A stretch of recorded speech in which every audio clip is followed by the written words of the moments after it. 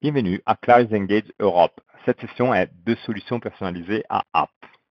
Bien évidemment, pour commencer, la diapo classique. L'idée et la version originelle de cette présentation vient de Nick Orr en Australie. Nick est connu principalement pour sa app Base Element et pour sa société Consulence Goya.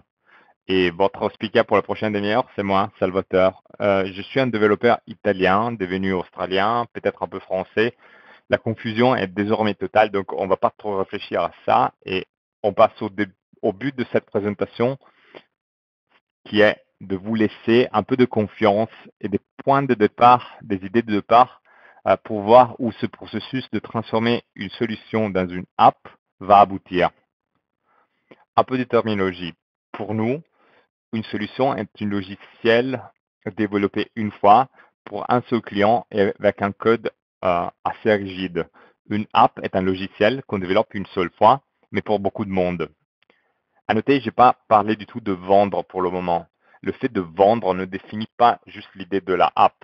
C'est plutôt un discours qui nous permet d'explorer la différence entre les choses qu'on fait comme consultant et les choses qu'on peut faire en tant que créateur de app. Aussi à remarquer, forcément, je n'utilise pas le mot app de la même façon qu'on l'utilise chez Clarisse, où tout ce qu'on développe en FileMaker, c'est une app. J'utilise les deux mots pour distinguer entre un produit unique et un produit partagé. Après cette longue introduction, est-ce que ma solution est bien une app? La réponse très courte est probablement pas.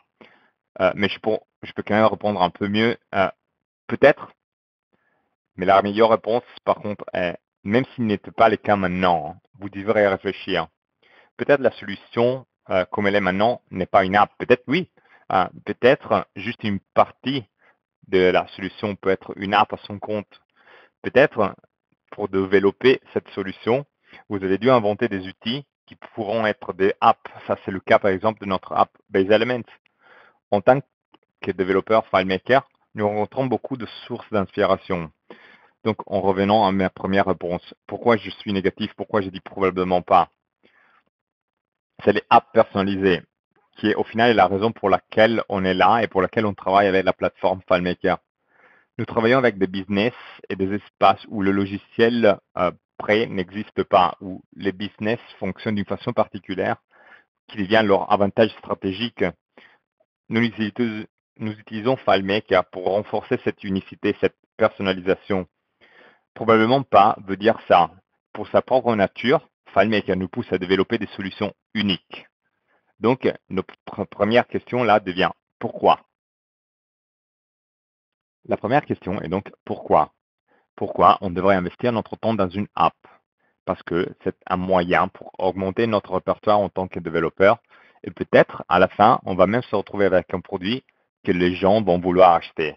Mais des différents types de développeurs FileMaker ont des différentes opportunités, des différents avantages et forcément aussi des désavantages. Si on prend le cas des développeurs autodidactes, ce qu'en anglais on appelle le citizen developer, ils ont une idée, une intuition qu'ils veulent réaliser et ils vont essayer de faire ça. Les consultants extérieurs, comme moi, d'habitude ont beaucoup d'expérience et de connaissances techniques, mais ils manquent d'expérience spécifique dans le secteur, dans cette industrie. Je peux bien développer un projet pour une entreprise, mais je ne peux pas me considérer un expert dans ça. Ce n'est pas une erreur, le texte est plus grand exprès. C'est parce que le cas du développeur interne à une entreprise est le cas le plus intéressant.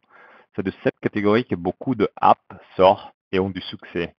Souvent, c'est des gens qui ne voulaient pas devenir des développeurs, encore moins des vendeurs, mais qui étaient dans des secteurs particuliers et ont vu un besoin. Ils ont trouvé que la plateforme FileMaker était la façon de commencer. Et grâce à ça, ils ont après construit un business dessus. Donc, si vous tombez dans cette catégorie de développeurs internes, vous devriez y penser sérieusement. Mais aussi, si vous êtes dans une autre catégorie comme moi, vous pouvez aussi y penser. Ceci nous amène donc à la prochaine question. Quoi? La deuxième question est donc quoi? 3 fois quoi? Qu'est-ce que je vais obtenir?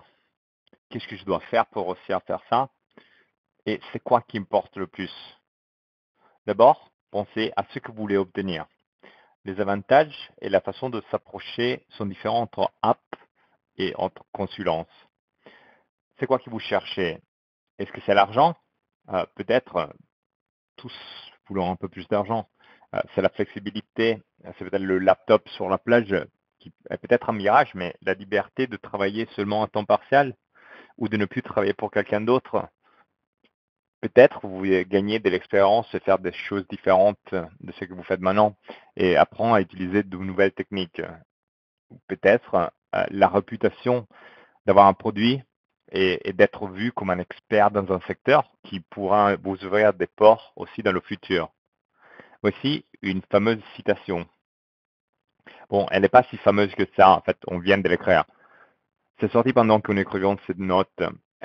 Mais tous les développeurs FileMaker devraient se donner un défi et essayer de construire au moins une app ou modifier une solution personnalisée pour la rendre accessible à un public plus grand.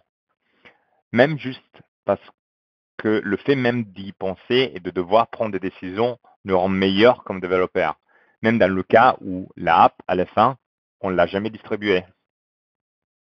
Revenons à la liste. Si on réfléchit à ces éléments, argent, flexibilité, liberté, améliorer les connaissances et réputation, ce sont tous des points à lesquels on peut inspirer un mélange d'objectifs qui sera différent pour chacun d'entre nous. On n'est pas en train de dire ici qu'on va construire un produit et on va devenir riche et connu partout. Si on décide nos objectifs au début, quand sera le moment de prendre des décisions, quand ce sera le moment de décider qui est notre public, on aura une échelle pour mesurer notre succès. Et qu'est-ce qu'il nous faut pour réussir? Quand on commence à penser à une app, on commence tout de suite à penser à plein d'autres choses. Le site web, la version d'essai, le système d'achat, le type de licence, le support, les mises à jour. On n'a même pas fini d'avoir l'idée de l'app qu'on va avoir tout de suite ces obstacles. Et après, ça finit qu'on l'app, on ne va pas la faire. Encore, notre app pourrait être gratuite. Une app gratuite touche un public beaucoup plus grand et peut ouvrir beaucoup de portes. Parfois, au contraire, c'est mieux de mettre un prix pour signaler l'idée de valeur qu'on lui donne. Donc après tout ça, nous n'avons même pas encore parlé de code, de script, de modèle, de calcul. Donc plein de questions. Mais alors, c'est quoi le plus important? Il n'y a qu'un paramètre qui emporte. C'est le marché. Pas juste la taille du marché. Nous ne parlons pas de vendre des milliers de copies, mais de savoir quel est notre marché et quoi en faire. S'il n'y a même pas un marché, ça vaut même pas le coup de mettre du travail dans une app que personne va utiliser. Mais si un marché existe, c'est qui notre public? Quelle est la taille de ce marché? Combien de clients potentiels existent dans cette industrie? Pas tout le monde va devenir notre client, mais quelle est la taille théorique? Et parmi ces clients potentiels, combien pourront devenir des vrais clients? Combien ont le même problème? Pas tous probablement, mais combien n'ont pas encore trouvé de solution? Possiblement, ils ont fait des raccourcis autour du problème, mais ils n'ont pas une vraie solution. Puis, combien sont prêts à investir dans une solution? Parfois, c'est pas rentable de résoudre certains problèmes, ou peut-être notre solution est compliquée pour un problème simple. En dernier, la valeur. C'est quoi le prix qu'ils sont prêts à payer pour résoudre ce problème? Ça sera différent pour chaque client et ça sera différent de notre idée. Si on regarde encore ces paramètres taille, potentiel, propension de pensée et valeur dans le contexte d'un exemple, chez Goya, il y a quelques années, nous avions développé une solution pour un magasin de tapis. Le client voulait que cette solution devienne une app pour la pouvoir commercialiser. Donc, nous avons fait un peu de recherche dans le secteur. Et ici, en Australie, il y avait à peu près 1000 magasins de tapis, beaucoup plus qu'on pensait. Donc, initialement, nous avons réfléchi, et même si seulement la moitié devient nos clients, ça fait quand même 500 clients. Et si la app coûte 100 dollars par mois, ça nous fait quand même 50 000 dollars par mois. Pas mal, non? Mais en réalité, la plupart ne seront jamais prêts à dépenser 100 dollars dans rien, même pas dans un logiciel de comptabilité comme par exemple Xero. Une des chaînes avec lesquelles nous avons travaillé et qui contrôlait directement le 25% du marché n'utilisait pas du tout de logiciel comptable. Ils gardaient le reçu dans une boîte en carton et ils envoyaient ça au bureau principal pour être comptabilisé. Donc leur propension à dépenser était très basse. Pour eux, le problème qu'on adressait de travailler sur papier n'était pas un problème. En plus, il y avait déjà d'autres logiciels sur le marché, donc de la compétition. La seule façon de valoriser cette app dans un marché comme ça était de trouver une niche, et même une niche dans ce que la solution faisait, qu'il y avait un rapport entre marché et investissement qui valait le coup. L'idée est donc de voir quelle est la relation entre nos objectifs idéaux et le marché pour notre app, et trouver le bon mélange. Une app qui ne coûte pas grand-chose pour beaucoup de clients, une app avec un coût significatif, mais qui s'adresse à peu de clients qui reconnaissent la valeur. Et aussi, parfois, la flexibilité d'arriver de cette source additionnelle d'argent, euh, peut-être ne permettra pas de quitter notre travail, mais peut-être nous permet de travailler part-time euh, et peut-être sur des choses différentes. Flexibilité veut dire aussi beaucoup de choses. Si à la fin on finit pour répondre à des emails pour le app à toutes les heures, ce n'est pas de la flexibilité ça. Apprendre des nouvelles choses fait partie du processus de passer d'une solution personnalisée à une app. Et comme on a dit en précédence, cette évolution vaut l'effort a priori du résultat. Et pour la réputation, elle est vraiment très importante de comprendre et de décider qui est notre public. Qui va voir cette app? Est-ce qu'elle va nous permettre d'être peut-être invités à une conférence? Nous sommes donc arrivés à la troisième question. Comment? Comment démarrer? Comment je fais pour savoir si j'ai assez pour commencer? Encore une fois, la question devient qu'est-ce qui importe le plus? Nous avons besoin de plein de choses. Quelle est la priorité? Est-ce que c'est le site? Est-ce que c'est le marketing? La vente? La version d'essai? Le paiement? Le support? Ou, ou la app même? Je ne vais pas démarrer sans l'app, non? Ben en fait, non. Rien de ça. La chose la plus importante, c'est un client qui soit prêt à payer. C'est la seule chose pour commencer. Mais de quel type de client je parle? Premièrement, d'un client qui a le même problème qu'on adresse, puis qu'il soit décidé de trouver une solution à ces problèmes et pas passer autour. Troisième, un client convaincu que la solution à ce problème, c'est vous, car c'est sur vous qu'il doit faire confiance au début. En dernier, qu'il soit disponible à payer le prix de l'app une fois qu'elle sera sur le marché. Si on en parle tout de suite, on peut comprendre s'ils sont prêts à payer le prix futur de l'app et si notre idée de valeur est en ligne avec leur perception. Ça ne veut pas dire qu'on doit les faire payer tout de suite, mais on peut comprendre s'ils seront disponibles à être un vrai client à un moment. La raison pour laquelle on commence à partir d'un client, c'est que ça nous apprendra plein de détails et même ça nous apprendra à identifier d'autres clients. Qui sont ces clients? Comment je vais les chercher et les attraper? Le problème qu'on a vu à notre niveau technique, est-ce que c'est un vrai problème pour eux? Les choses qui fonctionnent par eux, peut-être, sont parfois différentes que notre idée. Est-ce qu'il y a des choses qui nous connaissons pas du secteur? Est-ce qu'il y a des problèmes plus significatifs même qu'on a totalement manqué? Et mis à part la app, de quoi ils auront besoin? De périphériques, de cours, de manuels? Dans certains secteurs, le logiciel même doit être certifié ou les utilisateurs doivent être certifiés pour utiliser un logiciel. Donc la raison pour commencer ici, c'est que ce client sera un guide pour tout le reste. Et si on le perçoit comme le premier parmi beaucoup d'autres, ils seront les premiers, mais pas les seuls. Les prochains seront similaires, mais jamais exactement pareils. Quand je dis tout le reste, je parle aussi du code et du développement du logiciel.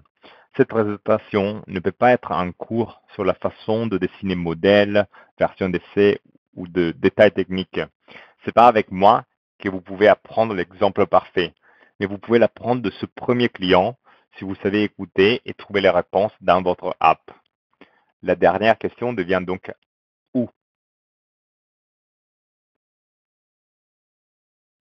Finalement, où? Parmi tout ça, où me focaliser? Cette fois, la réponse est assez facile. On doit se concentrer sur notre app. Notre app est la chose la plus importante. Elle a comme notre expertise et nos capacités. Nous n'allons pas mettre notre temps dans des choses qu'on ne sait pas faire, avec une exception qui est assez importante pour moi. Une chose que je pense serait utile d'apprendre, si vous ne le connaissez pas, c'est les Web Services, les API et JSON. Pourquoi? Parce que pendant que vous réalisez cette app, il y aura besoin d'autres choses à faire. Et on peut utiliser tous ces autres outils et pas refaire à la main à chaque étape. Et une fois qu'on a compris comment ces outils fonctionnent et comment on peut les connecter entre eux, on va épargner énormément de temps. Comme ça, nous pouvons nous concentrer sur la chose la plus importante, qui est la app. Désormais, il y a des outils qui font toute cette communication pour nous. Claris Connect est l'exemple parfait. Je vais vous faire un exemple pour comprendre comment ces outils peuvent communiquer entre eux. Je vais parler de services qu'on utilise beaucoup en Australie, mais il y a plein de services similaires en France pour les mêmes fonctions. Donc, disons que le site web de notre app est sur Squarespace. Et quand quelqu'un procède à l'achat, ça génère un achat dans Stripe. Donc, c'est Stripe qui gère l'achat. Stripe peut envoyer directement les informations de paiement à zéro pour la comptabilité. Donc, après quelques jours, on reçoit un email d'un client à l'adresse de support. Et donc, il apparaît directement dans Help Scout qui, étant connecté avec Stripe, nous montre aussi que cet email, ça appartient bien à un client payant. En regardant le problème, on se rend compte qu'il faut faire un changement dans le app. Et donc, cette requête devient une tâche à faire dans Jira. Une fois qu'on a marqué la tâche finie dans Jira, Help Scout s'en rend compte et envoie un mail à client disant que son problème est résolu. Comprendre comment ces intégrations marchent nous permet encore une fois de nous concentrer sur la app pour créer la meilleure app possible et pour résoudre ce problème et laisser le reste se gérer tout seul ou presque. Si vous avez appris quelque chose dans les dernières 20 minutes, c'est que j'espère. L'idée, c'est de commencer un processus qui vous permettra d'apprendre et de pousser dans une direction où vous n'étiez pas encore parti. Le gain économique, c'est qu'un des possibles objectifs. À vous de trouver un ou plusieurs buts qui vont vous motiver. Vous n'avez pas besoin d'avoir tout prêt pour commencer, mais il faut sortir et commencer à parler pour trouver ces bons clients, ce bon premier client, qui est la clé pour pouvoir utiliser vos capacités. La dernière chose à retenir, c'est possible, sans doute, et en apprenant plein de choses. Si on essaye, on va voir à quoi ça va aboutir. Merci, à bientôt.